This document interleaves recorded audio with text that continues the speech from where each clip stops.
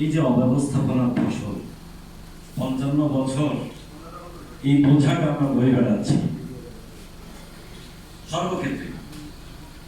জাতির যতগুলো বিষয় রাষ্ট্র নিয়ন্ত্রণ করে প্রায় প্রত্যেকটি ক্ষেত্রে এই বিশৃঙ্খলতা দেখা যায়।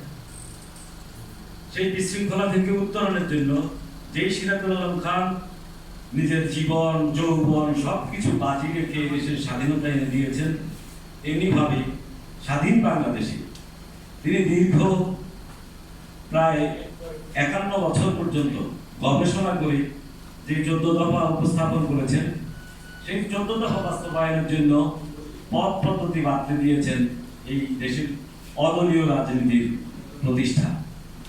এটা তিনি চেয়েছিলেন। তাই আমি শুরু থেকেই এই বইটা আপনাদের অনেকের কাছে পৌঁছে গেছে আশা করি, তারপর আমি পাঠ করছি। এটা দ্বিতীয় মুদ্রণ হয়েছিল গত জানুয়ারি মাসে। সেই সময়কার সমসাময়িক লেখা, কিছুটা সময়ের সাথে অসামঞ্জস্য থাকলে আপনারা বুঝে নেবেন যে এটা জানুয়ারি মাসে ছাপা, এখন জুলাই মাস।